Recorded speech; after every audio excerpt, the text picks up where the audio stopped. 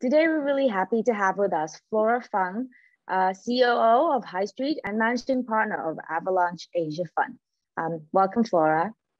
Hi, everyone. This is Flora from Highstreet. And thank you for having me today. So, no, it's great to have you. I mean, thank you for finding time for us in your super busy schedule. So maybe today we could just start a little bit about you, your background, and how you got into the blockchain and crypto space. Sure. Yeah. So I first learned about like crypto was I think it was when my friend started investing in Bitcoin. That was in 2015. I personally also bought some, but I think I already lost that wallet because it was too long ago. Like I didn't even know what it was, but it wasn't like in a very high price. It was really cheap, I remember. Yeah. So that's like when I first hear anything about like Bitcoin in general. And then in 2017, I was working at a game company. And at that time, our president wanted to start a crypto fund.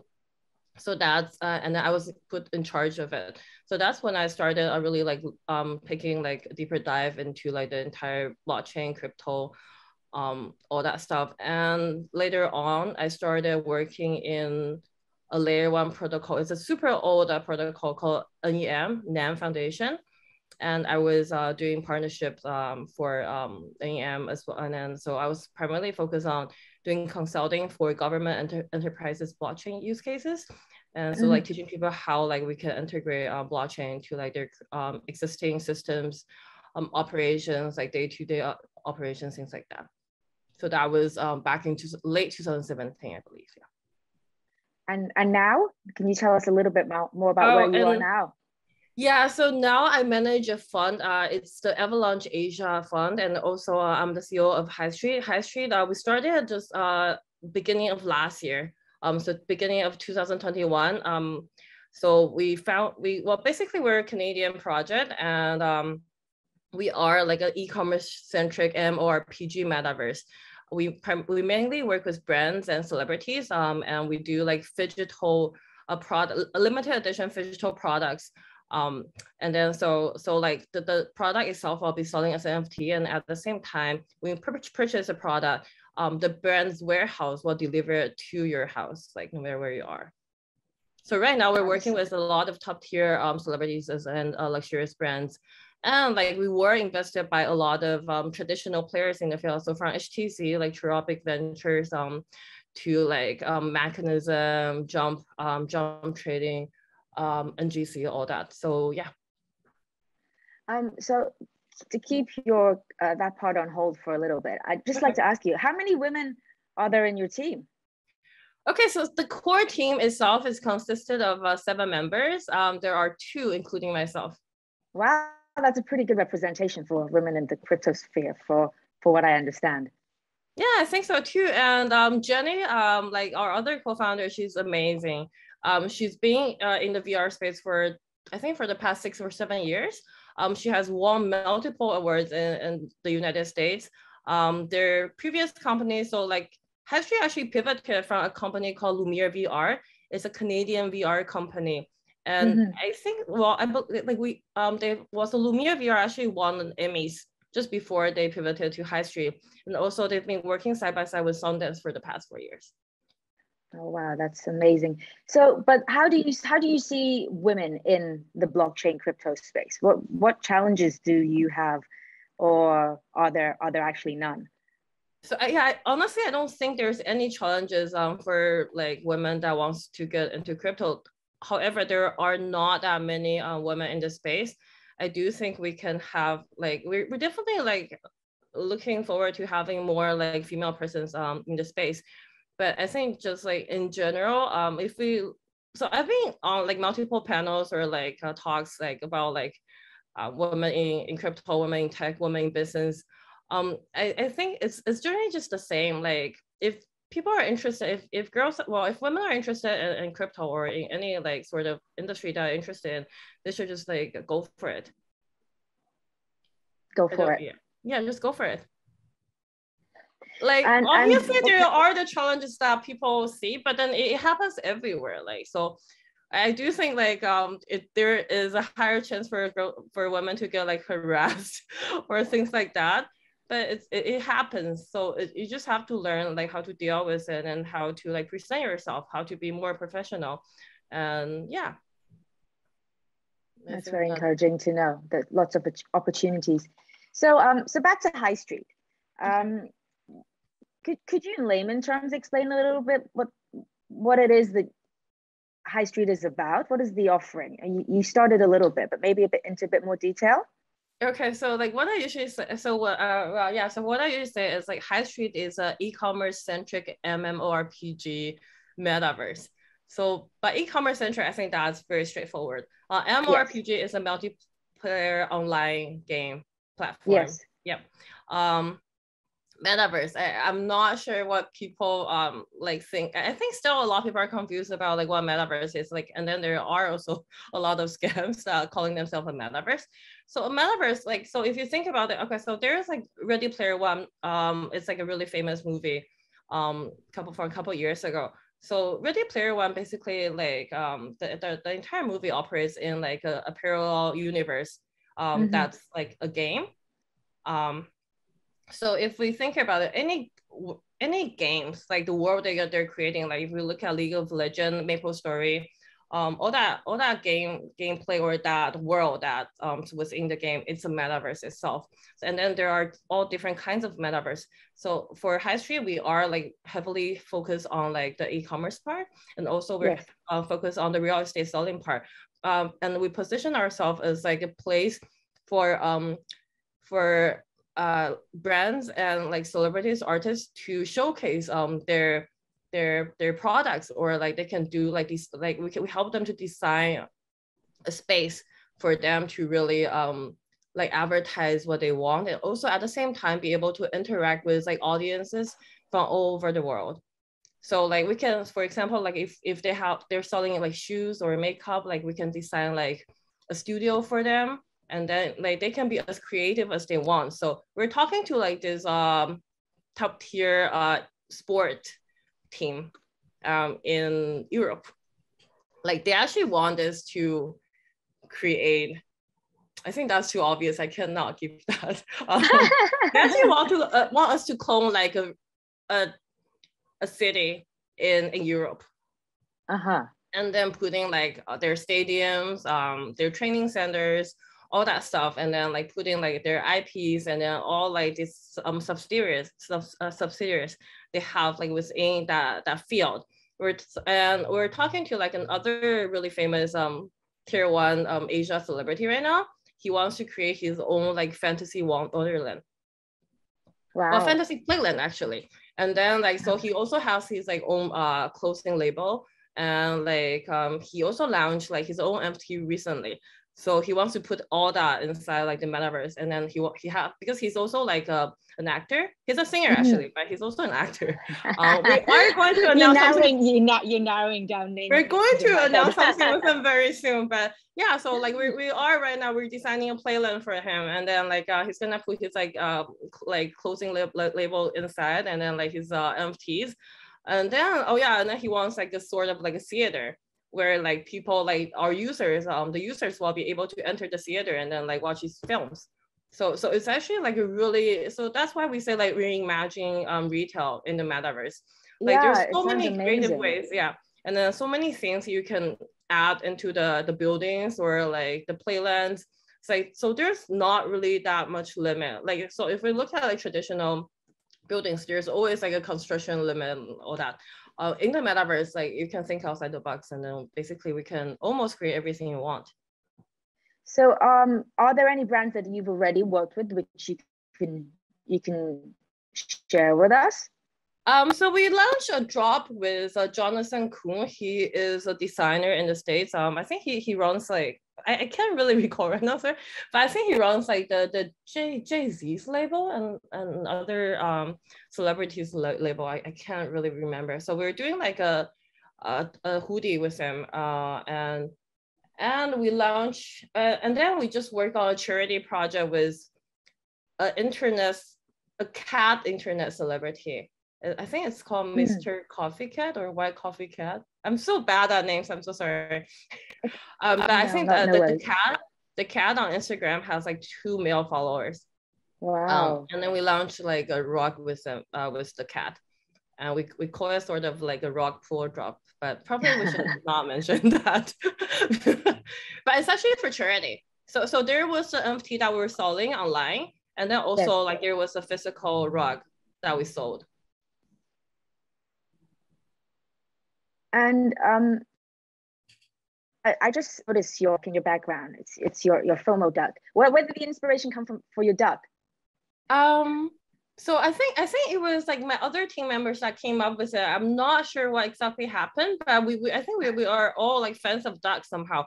And then after we started this Fomo Duck thing, like I see so many other projects are using ducks. Normally we call other ducks like the B-list ducks. But, yeah. And okay, so the creator behind our ducks is actually a senior designer at the Disney headquarters. Ah, I see. Yeah. So just a little bit more about your own background. You're a keen e-gamer.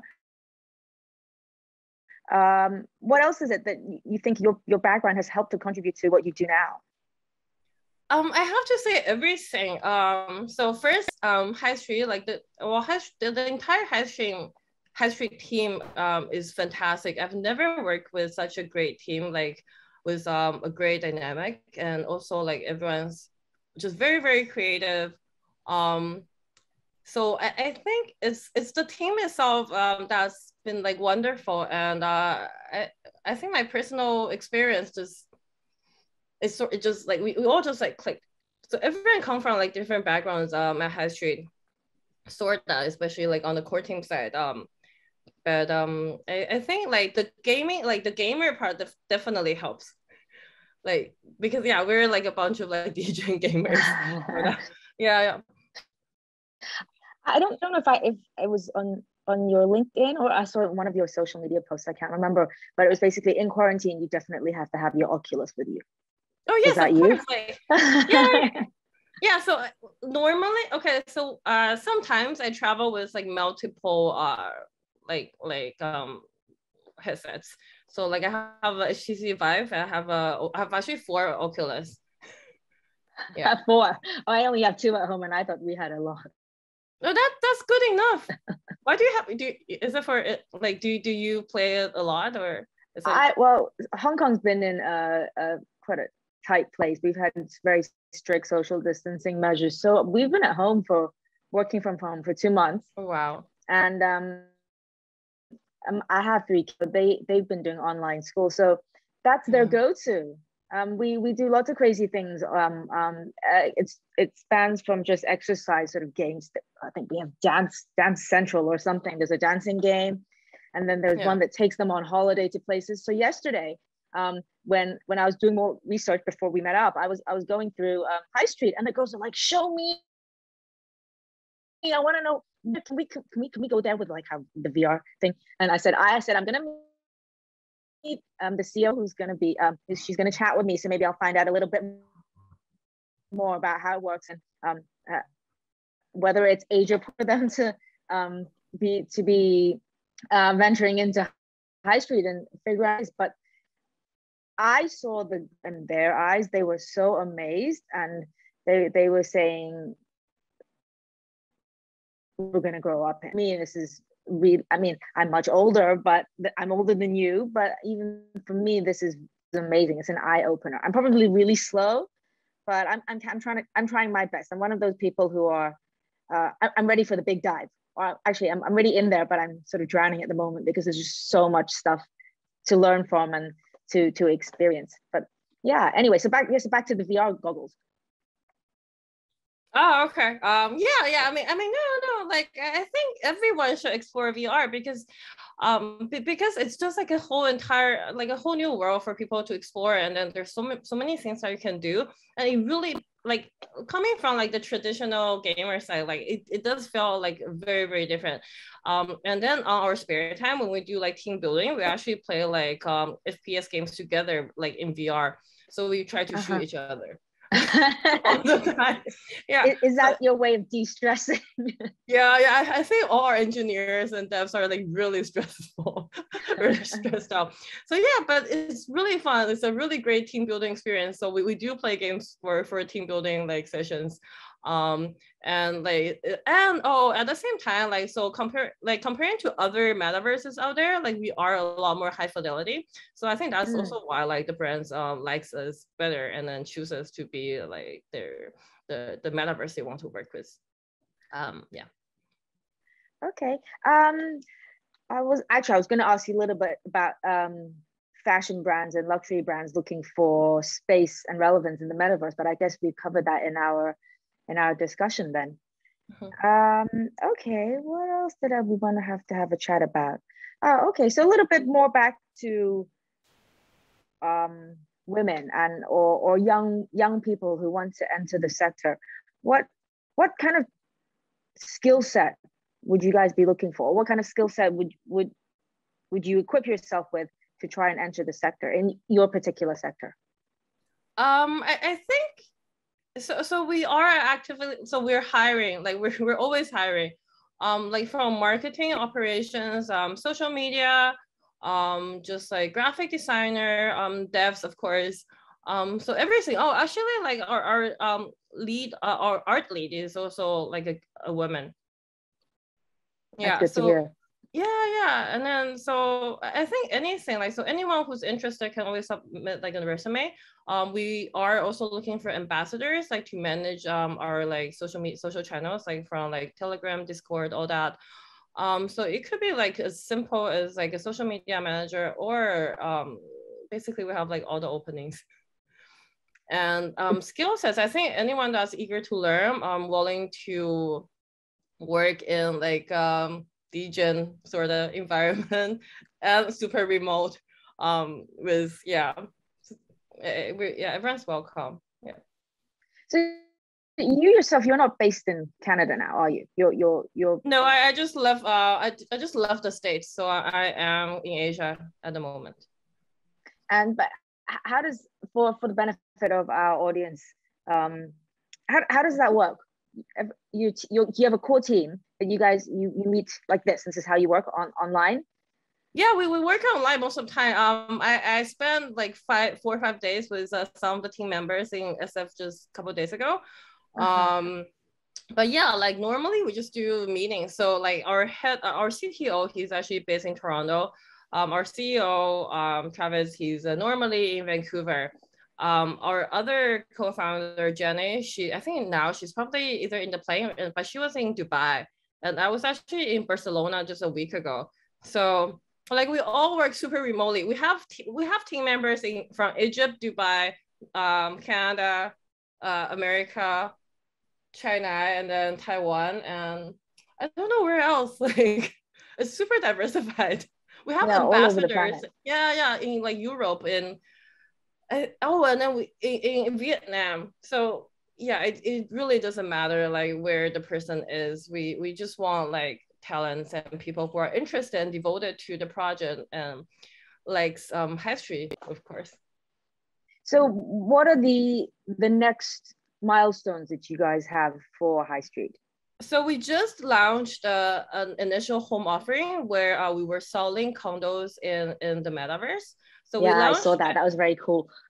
Yeah. So that was like our first home sale. And that was actually on Binance chain. But right now we are looking to do the second batch. We already decided. So we're doing 4 house sales.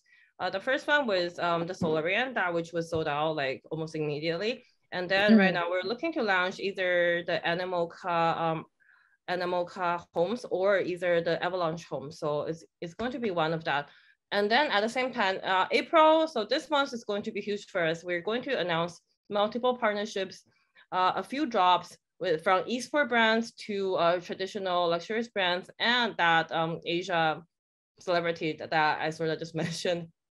And we're going to announce the next IHO, the initial home offering. And at the same time, we are opening up the users who bought our homes from the last batch to actually enter their homes.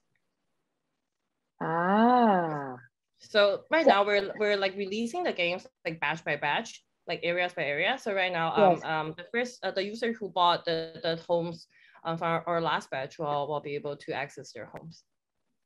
Yeah, because I was trying. I linked up my wallet, and then I'm still trying to figure out what to do next. I found my portal, and I guess I have to start going shopping or something. I don't know what it is, but I'm gonna, after we finish with this call, I'm gonna be back on my computer to try and figure out. Figure my way. Let me know if you have any questions. Yeah, happy to assist on anything. Please don't mind me asking newbie sort of doofus questions. Yeah, no worries. But I think what we really hope to do through this interview with you and our other interviews with women who are in the blockchain crypto sector, we really want to bring all of this down to a level where, not down to a level, down to a frequency where they understand it, because it's traditional people. We have a different kind of thinking. We don't see the world or the way the things that you guys see, and being able to cross that barrier one day and being able to merge it, I think that'll be the amazing stepping stone for not just for traditional ways, but having broad applications of blockchain technology. Okay. So honestly, like coming from, so I was in the I work in like the traditional industry for a long time before I entered blockchain or crypto. I don't see like there's any barriers, or I think like people should really just be open to embrace like new technologies, new things, and like not afraid of not understanding anything that's new, because I think generally that's usually the barrier for people to like move on, to evolve. Fear of the unknown. Yeah. So I think as long as people are open to it, and then like willing to ask any questions, I think it's everything is actually makes sense, and it's just like really easy. Okay. And just one last question. Okay. Out of digital stuff, out of e-gaming and your work, what else do you do? Oh, okay. I actually want to answer this one. so like the past two, so I think in January and February, because March I had to go, I had to leave. So in January and February, I actually lived in the snow mountain for like 2 months. Oh wow. Okay. So every morning I took like 2 or 3 powder rounds. So I snowboard. Yeah. Here. Yeah, but well, yeah, that works too. Yeah, I take like 2 or 3 powder rounds and then go back to my hotel to work. That's been like really, really fun. But outside of that, I like to golf. I like to horseback riding. I game at times. Like I still play games. Rest of it is just work, but I think it's fun. It just has to. I think so. As much like I think we're all like super busy, we just need to make sure that we have that balance of saying like we are still exercising and like not really just sitting in front of the laptop or the computer. I think it's not that healthy. Just as long as like people can like go out, like jog, like anything, I think that will really help. And then also it helps the brain. Yes. Yeah. How many hours a day do you sleep? Oh yes, I don't really sleep that much. So that's why I don't get jet lag. I say normally about 5 hours. Wow, has it always been this way, or it's just since you started with Highstreet? Oh, it's been this way like for like about 10 years. You don't need the sleep? I need to sleep for about like 5 hours. Oh, that's great. That's a lot more time to do things. Yeah, I think so too, but I think it really depends on people. Some people need to have like their full 8 hours of sleep. Like if we look at Eileen Gu, who just won the Olympic, the prodigy girl. Well, she says she has to sleep like 8 to 10 hours a day. So I mean, and then that works for her. She still got accepted to Stanford, and she won like 3 gold medals. Yeah, so, she's pretty amazing too. Yeah, we hope she's one of the people that we hope we can get on cover soon. Yeah. So Yeah. Like from the Highstreet core team, like one of our member actually was volunteering for the Olympics, and he got to talk to her and also talk to her mom. Oh wow. Yeah, like we're thinking of like different ways to bring people like that's like, well, from the Olympics or like from traditional sport to enter the metaverse or join us, like, yeah, to be part of That'd this. be cool. You could have like your own snowy mountain in Highstreet. Yeah, because we already built that. Like we already built like an avalanche. We call it like the AVAX Alp. Oh yeah. Oh Yeah. wow. Okay. And we're creating like mini games on there. So it'd be super. And then, well, there's like a really popular game right now called Step In right now. So we are also thinking about like we can do something similar, but not like a clone. But then like I was thinking about like something about like ski or snowboard. So there's just like a lot of creative things we can do. Oh, and then I do have one thing that I want to ask. Sorry. Go ahead. I do think it's actually an advantage for women to enter like well, blockchain or tech or like any field they want to enter, because look at that, like we are like the minority in most of the spaces. So if you play the cards right, there's actually a lot of advantage to it. Yeah, like. Yeah, that's very cleverly put. Sorry.